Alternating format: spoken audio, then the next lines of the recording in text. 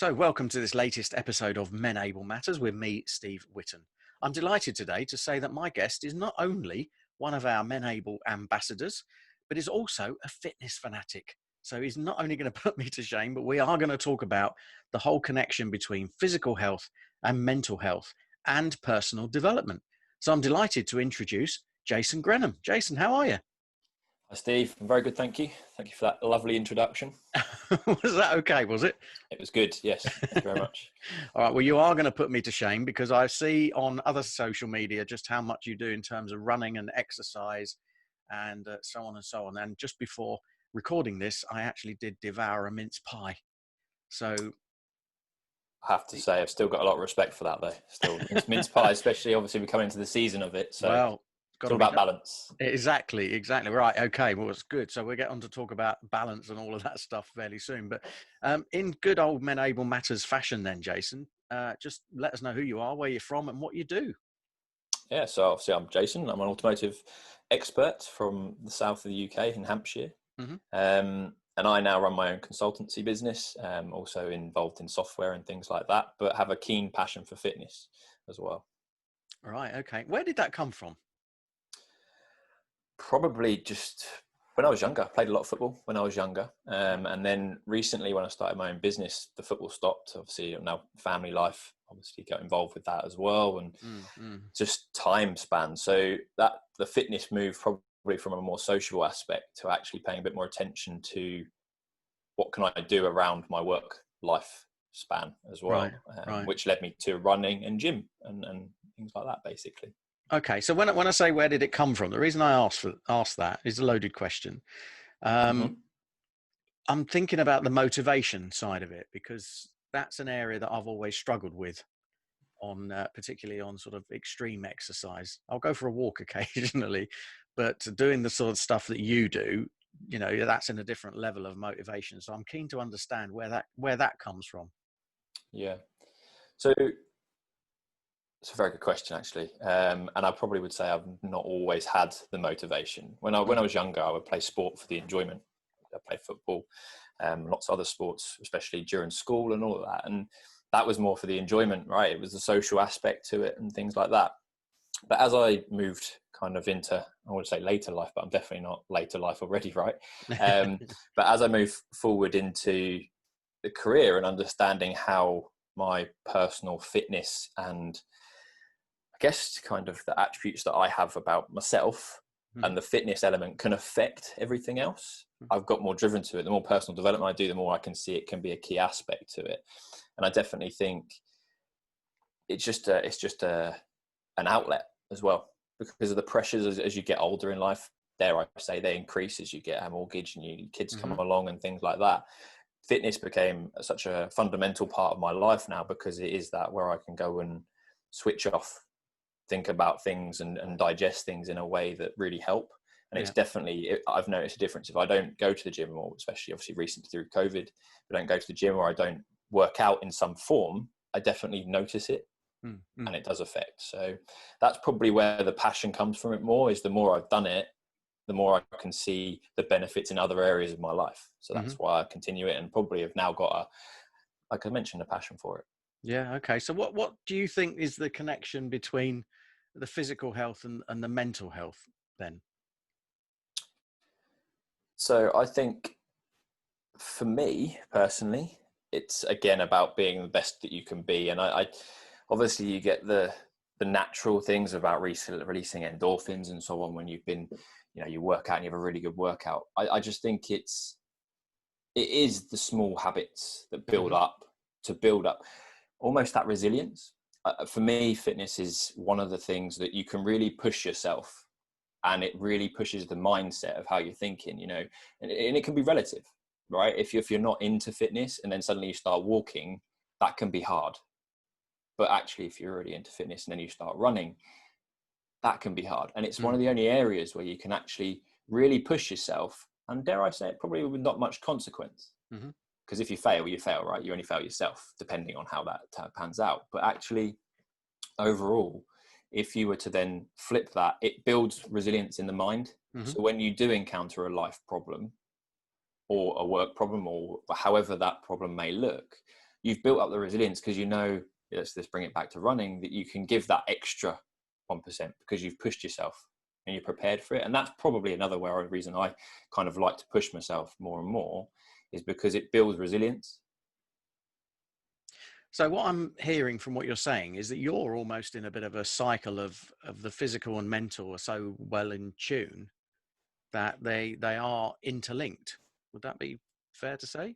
I would definitely say so, yes. Yeah, Okay, yeah. because right. So again, the reason I put it that way is because I'm wondering what is the implication for somebody who's, opposite. Now, I'm not saying that, people with mental health problems need to do more exercise, although that is fairly commonly thought, isn't it, that exercise is up there with meditation and, and that whole looking after yourself. But what if you're in the vicious cycle at the other end where, you have mental health issues and therefore you don't have the motivation to go and do exercise, and of course then you're not getting the endorphins and stuff, so how could somebody get out of that and into doing more stuff?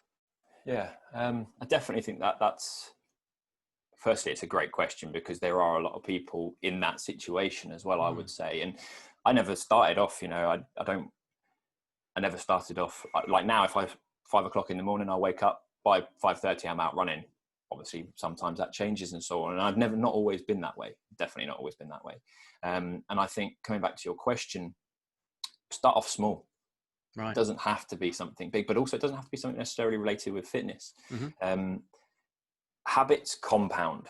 So the more you do a habit and the more you get used to it, it compounds to something bigger. Again, for me personally talking, I started off just going for, I don't know, a 10-15 minute run. Okay. And then that's now pushed to where I go out for a couple of hours every weekend and so on. But for someone that's just starting out on a journey, it doesn't have to necessarily be a fitness workout. What it could be is, I'm going to set the goal of drinking 2 liters of water today. But the reward of achieving that and getting that habit ingrained will then cascade into other habits in other areas because you've achieved something. And that's probably my recommendation to anyone looking to kind of grow, is start off small, but something that you can keep, and you get that sense of winning and achievement, which then builds and it snowballs and it compounds into other areas. Something as simple as drinking 2 liters of water a day could be a great starting point. No, that's a good point. And I'm totally with you on that, actually. And it is about habits. And, right at the beginning of lockdown, when we were told we could do an hour a day of exercise, something sort of triggered in me to think, I've got to go and use up my allowance. And I found that I was doing 59 minutes of exercise more than I did before lockdown. Because I was going for a walk. And of course, then I realized that in 59 minutes, I could actually walk probably 2 miles, 3 miles, even maybe, if I really went for it. And as the nice weather came, I found myself doing a good 2-3 miles a day. And you're right, it felt great. But of course now the clocks have changed. It's getting darker in the evenings. I'm busy. So there's other things then that have stopped me doing that. So what's going on there, do you think, in terms of, the sort of mental thing? I've got a bit of therapy now, Jason, if you wouldn't mind. So what's happening for me that's kind of stopping me going, I'll go and do that walk, or get up at 5:30 and go for a run? Dare I say, it's probably, for me, I'm a big fan of planning things. Right. If we don't plan our time, and I'm no expert at this, right? I suffer from, waking up late occasionally, and then my day is just because I haven't planned it. It turns out to be kind of, you just go with it almost. And that's probably what I would say. I think if you can structure and plan your days, and if you can put in almost, if something's planned and you can visualize that on Wednesday at 1 o'clock, I've got a gap in my lunch break and I'm going to go for a walk, and you plan that in on a Monday, it makes it something more tangible that you can focus towards. Whereas if you just go, I'm going to work out 3 times this week, what does that look like? When are you going to do it? When does that fit to your day? Because when we hit our days, especially in the automotive industry, I'm sure there's a lot of people that can relate to this, that you'll hit your day and then before you know it, it's the end of the day. And you've come home at 7, you're like, I can't bother to go to the gym because you haven't scheduled it. Small habits as well, I'll come back to. And I've heard a story, I read it in a book actually, I can't remember what book it was, but it was about habits and how they compound. Now the story was that there was this lady who went to the gym every day, and she went to the gym at, I think she got there for when it opened 5:30. Now that journey happened. She'd get her gear out the night before. She'd get it all laid out. And the trigger point for that was actually her getting in the taxi every morning to go. If she didn't make the taxi, she never went to the gym. It wasn't actually going to the gym, but if she got in the taxi and went, it was point. And that is having that trigger, Right. that mindset. Like if you have your gym stuff out, or what you go and work out in, ready the night before. So when you wake up, it's there to put on. That's the trigger, because if you don't, chances are you'll just get up, put your dressing gown on, whatever, go and make yourself a coffee, and then before you know it, it's time to leave. Yeah. Have you been in my house in the mornings?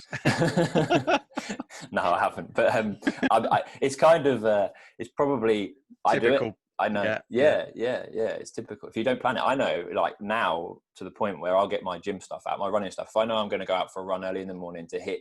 If I say to myself, I want to do a 2-hour run tomorrow, or an hour run, or however long it is. If I don't get my stuff out and put it wherever I know that I will get changed into it and go, it doesn't happen. Right. Now, of course, we're talking about the automotive industry, and I know you're a consultant, an expert in sort of, particularly in the after sales side of things. So you go in and out of businesses a lot, and you're dealing with different dealerships and so on. And I think you touched on there that one of the things that happens that we see is that people are working long hours. They're under a lot of pressure. And I've often observed that there are people who kind of almost religiously go to the gym or do exercise. And yet there are others who, the first thing they want to do when they leave work is get home, sling their shoes off, put their feet up and grab a glass of wine. So I'm intrigued. What's your observations about the sort of two differences in mindset there then? I think it's what's important to yourself. Okay. So for me personally, there's a balance between both of those. I couldn't live without my fitness and so on, but I also couldn't live without the social and the family side, which involves the eating, the going out and so on, things like that. When we can, obviously, not at the moment sometimes in some areas, that, but yeah. Pre-COVID. So for me, I think it's what works and what makes you happy. And I come back to what I mentioned at the start about being your best self, being the best person that you can be in your life. Now, what that looks like is very different from one person to the next. Yeah. But just as long as it fits you, what's wrong with that? Yeah. That's a good point. I think that's what works, and that's what makes us individuals as well. Yeah. No, that's a good point. Now, let's bring in another level onto this then, because one of the other things that we talked about prior to sort of starting recording was your interest in personal development. So there's almost like a third element to this, isn't there? That the physical health contributes to the mental health and vice versa. But there's also the personal development aspect. So tell me a bit more about that. Yeah, so I think probably the personal development actually feeds into the fitness again as well. Like if you read, I like to read a lot. This is again something that I haven't always done. Probably the last 5 years. Mainly when I used to travel quite a bit, I used to read. But now, probably in the last year, it's got a lot more. I've read a lot more, and I think it's probably realizing for me that learning doesn't stop when you leave school. You can still learn and grow, and actually grow more as well. I would maybe controversially say actually learning starts when you leave school. Yeah. But for a lot of people, and me for a period of years, you would leave school, you would get your education, and then you would go and do college or university and so on. Great, I've got my qualifications. That's it. And then you get almost caught into this 9 to 5 cycle, however that looks for whatever it is for industry you're in. But this is definitely relevant for the automotive industry, because it is such a relentless industry for an individual if you're within it. Yeah. And for me, the personal development is, I've almost had my eyes opened, if you like, to another world of growth through personal development. And about, again, it feeds into being the best person that I can be. But, I've picked up the things about habits and how they compound and so on, that just through personal development. No one's really had given me the time to talk about it or to show me it. And that's how I realized is that if I again want to come back into being this best person for my other half, my little girl and so on, it's down to me to learn and pick up that information. Yeah. Yeah. And that's where the personal development side comes through listening to podcasts. So again, I don't not listen to music, but if I'm driving somewhere, like I went to a dealership recently, this week actually on Monday, and it was an hour journey there and back, I listened to a book. Because again, I see it as valuable time to learn instead of just losing. And I would also say that we probably spend, if I was to say to someone, what did they watch on TV last Wednesday night? If they watch TV, probably couldn't recite it. If I was to ask you about a book that you its relevance, whereas things like music and TV and so on, they just filter off. You don't remember them. You can't recall them because your mind switches off. Yeah. Yeah. It's almost mind numbing. And we watch soaps and stuff like that to escape from our life. You know, that's quite a brutal way to look at it. And I don't get me wrong, I like films, I like watching soaps occasionally, I'll sit there, but also I find that the time sometimes better utilized developing myself as a person. Yeah. No, I'm with you on that. Yeah, I must admit I have a reasonably firm opinion about soaps, and that they're quite banned in our house because I think of them as sort of ugly telly. Really, they don't necessarily contribute much. But equally, I can watch a documentary about, surgeons and hospitals and ambulances and things and be absolutely glued to it. And that's not thinking about other people's misfortunes. That's just thinking about that it actually inspired by the awesome work that the people do.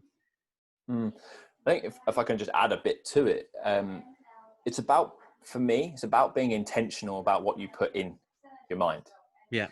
So again, coming back to being the best person that you can be, my personal belief is it's what you take in, what you put in is what you put out, right? So whether that can be nutrition, if you eat a KFC or a McDonald's or so on, which again, is fine, but how you'll feel 2-3 hours later when the crash happens, I feel that way, especially if I eat Domino's, the kind of 3-4 hours later, I'm no good, just want to go and sleep.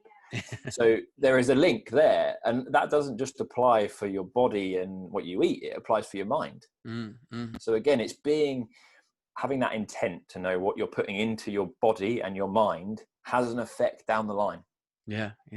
And being mindful that you don't just stagnate, for a better word.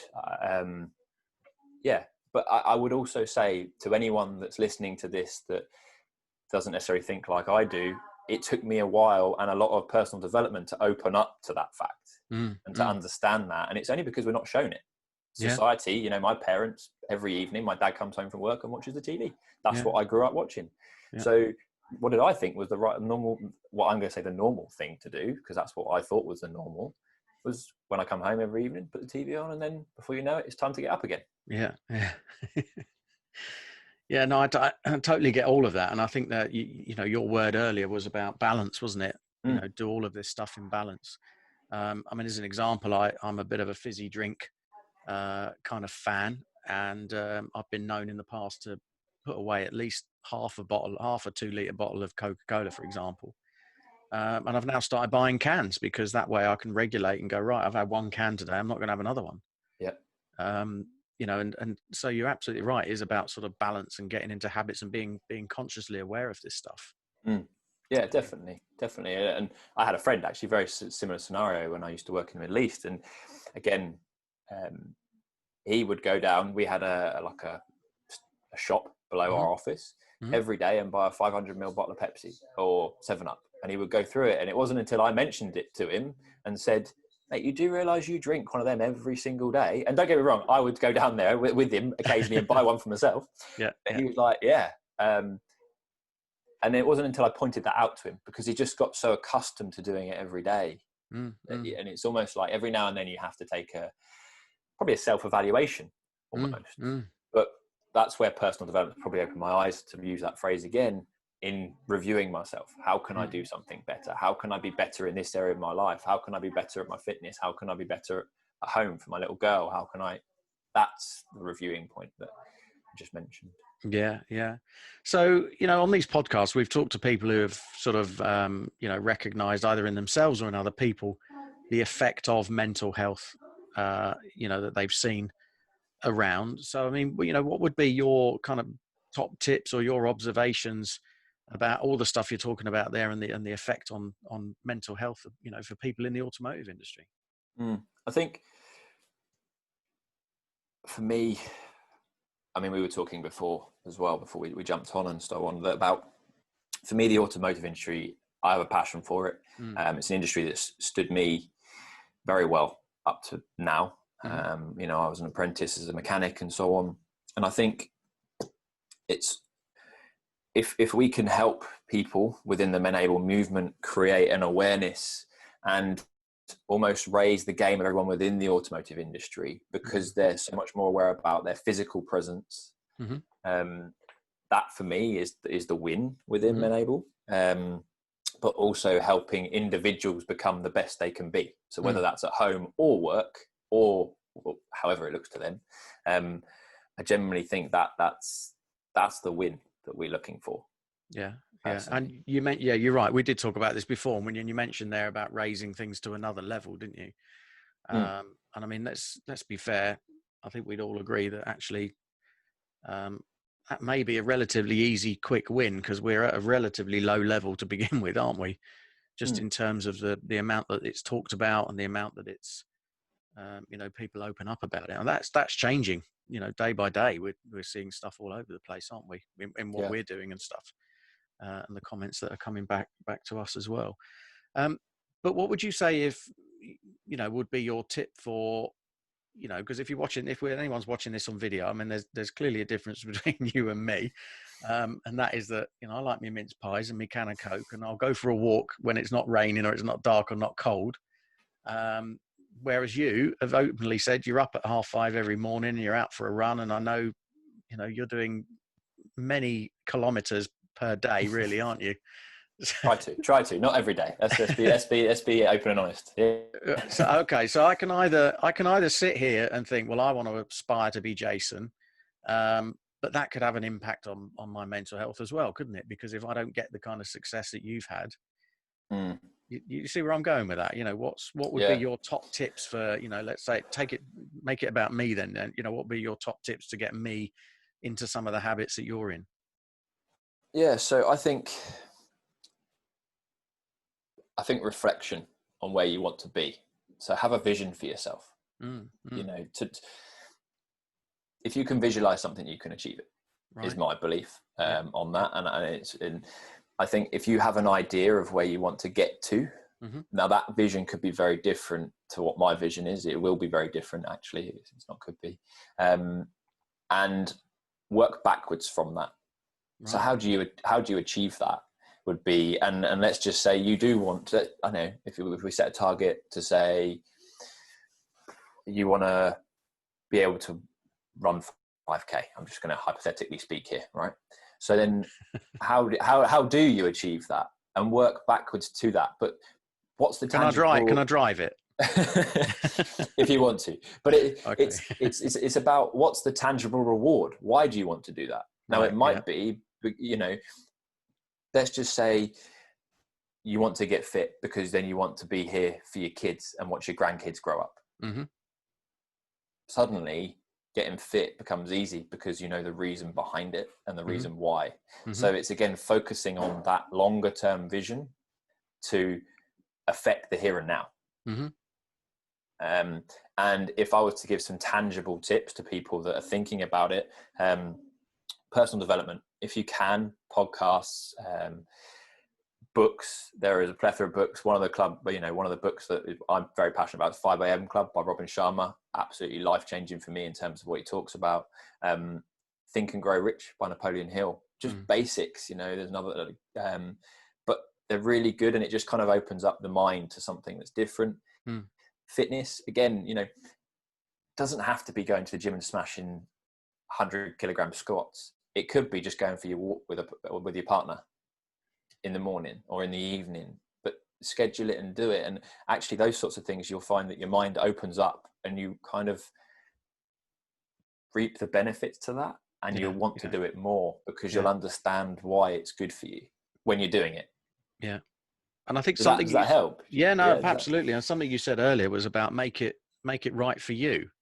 So, start off with small chunks. So don't aim to run 5K, you know, perhaps it's aimed to walk 5K. Yeah. You know, because I can envisage that. There's been times in the summer where I've done that, gone off for a walk for 2 hours and come back and check on my phone, the little heart monitor thing, and seen that I've done 5.5K, and think, oh wow. Yeah. And you get a nice little warm feeling, and also not you know, I've not aimed at doing that for the purposes of, you know, losing a stone or whatever, but the reward is when you next put a pair of jeans on, that you know, you go up a notch on your belt. Yep. You Yeah. know, things And I like think that. I think you've just you kind of hit the nail on the head there a little bit. Is the reward is only temporary as well. So if you strive to hit something, once you achieve it, you'll be fantastic, celebrate for a day, you know, really good. But then you get a downturn. So it is the journey that makes it, and you've just got to keep setting those goals and keep pushing and having that vision to where you want to get to. But then when you achieve that, don't stop, pick yourself up, because if you put everything on achieving, so say for example, let's make it automotive, right? You have this vision that you want to drive a Ferrari. So you save up all your life to get the Ferrari, and then you've got it. And then 2-3 weeks later, and society is probably, it's filled with people that have achieved life's goals and then gone backwards. You look at a lot of footballers and so on, you know, they put all their money, they give everything to become a footballer, and then when they achieve it, they go off the rails. Because what do they do next? And it's about having that never-ending goal to get better. And everything is just a tangible improvement. And goals change, you know, as we get older. You know, 5 years ago, it wasn't about my little girl. Now it's about my little girl and the family that we're going to create and what I leave for her and so on. So I think that's probably, you know, to come back to the tips, it's first of all, start with small wins and build those up to get to where you want to get to. And that will compound over time. I think, if you don't mind me saying, Jason, that what we've done there is actually veered into the area of what is goals and what is purpose. And I think we probably need to do another podcast on that, because you know, I think you said I'd hit the nail on the head, and I think you've just done the same, because what you've just described there is very much a difference between, you know, running 5K is a goal, but why are you doing that? You know, there's a bigger purpose in terms of sort of being around to, you know, have a long life with your daughter and, you know, enjoy that at the full and have the energy that you need and all that stuff. Which you could argue even that's a goal, but, you know, it's about the bigger, wider purpose, isn't it? Yes. Yeah. And that's the point. Like, one size doesn't fit everyone. The goals are very different. People's visions are very different. Where they want to be is very different. And just to summarize, I think as well, you know, we've spoken a lot about take care of yourself first, because then you can't look after other people if you're not looking after yourself. And that's where it starts. Once you start taking care of yourself, whether that's what you're putting in your body through nutrition and food, what you're putting in your mind through the learning habits that you've got with the books you read, the people you surround yourself with as well. You know, that's a fundamental part. Take care of yourself, build this foundation solid. And then when you move forward, you know, the rest of it will come to you. Your family, you know, the successes you have with your family and your partner, you know, it will all grow into it, and you'll be living life, I feel, if you do that in abundance. And that's where I think probably everyone is looking for that, but what it looks like per person is very different. Brilliant. That's a fabulous summary. I think that whole thing about, you know, sort it out for yourself first and live life in abundance is absolutely spot on. Spot on. So I think the American Marines actually have a phrase which is be selfishly selfless, which is exactly what you've just described, which is you keep yourself in top form so that you can be the best for the people around you when they need you. And actually, Steve, that's just that there has just summed up kind of everything in my mindset is where I want to do and how I live my life. And I think it's almost about being ready for anything that life throws at you. That's a good one. Nice one. So what's your view and vision for Menable then? I mean, I know you've come on board as an ambassador and you're out there, you know, you're not, you know, so you're not waving the flag just for Menable, but you're certainly carrying the badge. What's the view for you in the future of where we can go with this?